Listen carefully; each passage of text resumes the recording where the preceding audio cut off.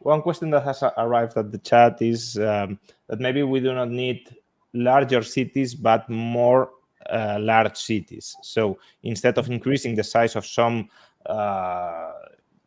reduced number of cities, we should increase the number of medium, large size cities. What's your opinion on that? ¿Por qué no ambos? ¿Por qué no ambos? Yes, let's have more cities. Let's let cities grow. Let's let big cities get even bigger. Yes, there are a lot of different options. And what's great about free markets is they let people try a lot of different ideas and see what actually works. I can understand the appeal of let's take a smaller city and let's expand it. On the other hand, I can also see the appeal of I want to be able to live in the most exciting city on earth right now. I don't want to have to go and hope that the city is going to get a lot more exciting over the next 20 years. So, let people do all of those. In the United States, the federal government owns about 25% of all the land in the country, and state governments own another 9%. If you were to privatize this would allow developers to create totally new cities where nothing exists right now. So you could do that as well. I think it'd be great to have more startup cities and just to try that out. Then we might find out Gonzalo's right and that there's an incredible advantage to being able to have an entire city's worth of land to go and turn into a completely new development. But yes, let's try it all. Estoy de acuerdo, totalmente de acuerdo. Y me gustaría añadir una anécdota, Juan Ramón. En España hay una región, Brian, que se llama Castilla-La Mancha, donde está, pues, ciudades como Toledo o Guadalajara, entre otras. Bien, en Castilla-La Mancha está prohibido desarrollar ciudades que tengan más de 1 metro cuadrado construido por cada metro cuadrado de suelo. Está totalmente prohibido por ley y por plan.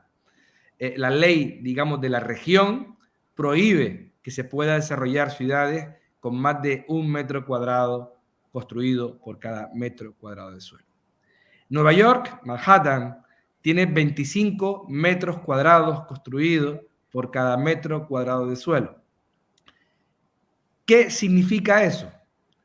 Es imposible producir o generar una ciudad como Nueva York en ningún área de Castilla-La Mancha porque la ley lo prohíbe. Another question that has arrived at the chat, and I think is quite interesting, is why during the last decades the new construction of housing has diminished all over the world? What has happened that we are building less than we used to? Right. So my story is that regulation around the world has gotten stricter. Even if the law hasn't changed, there's still a person who enforces the law. So if you need a permit, their law can be the same, but the person providing the permits can just make it a lot harder to do it. So I say that is the main thing that's been going on, is that the regulations have gotten stricter, more regulations, but also even with given regulations, people are just very reluctant to allow further building. And again, I say these restrictions are generally popular because people are rarely thinking about the negative effects on prices and availability. And on top of that, they are so focused on the worst case scenario. What's the worst thing I can imagine happening? Let's assume that'll happen and let government save me, instead of doing what a reasonable person does, which is, well, what's likely to happen? See, I think there was still a question about La Mancha. Let's see, that it was getting translated for me. No.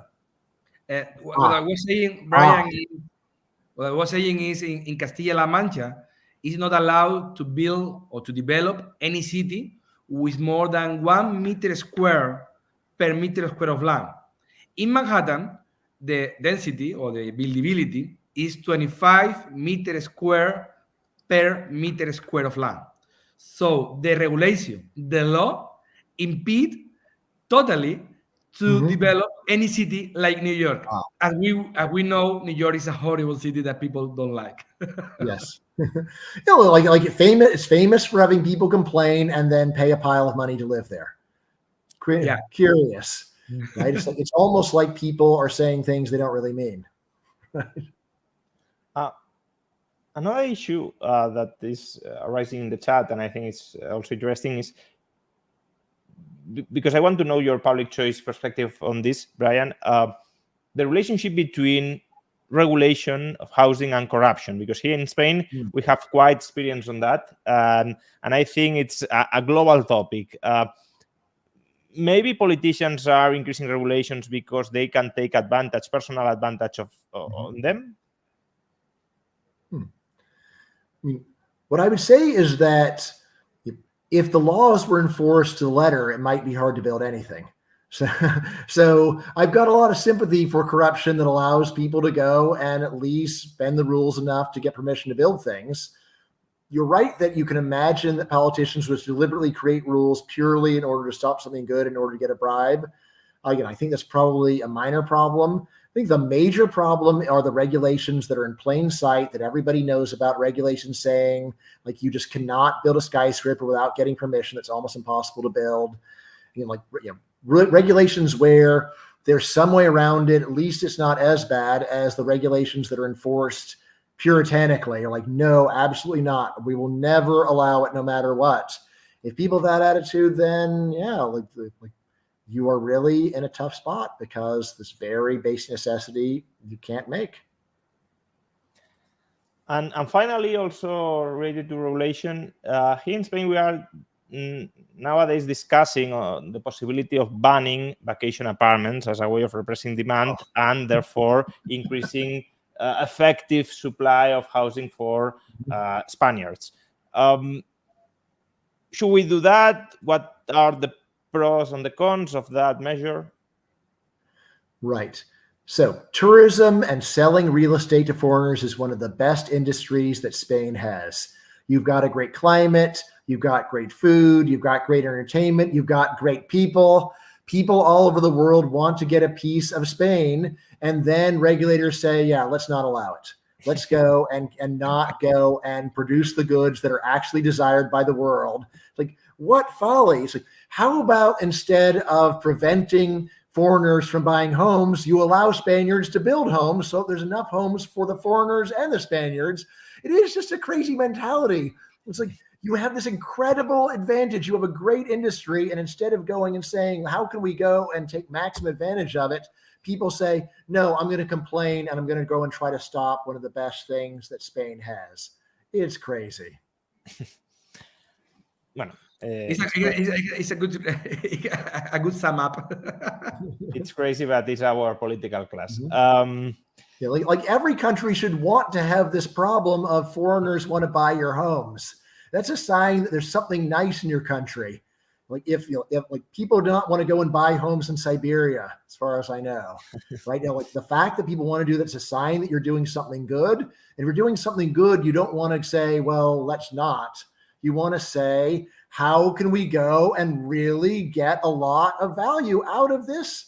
And it's obvious, build, build, build. And that's the title of my book, Build, Baby, Build.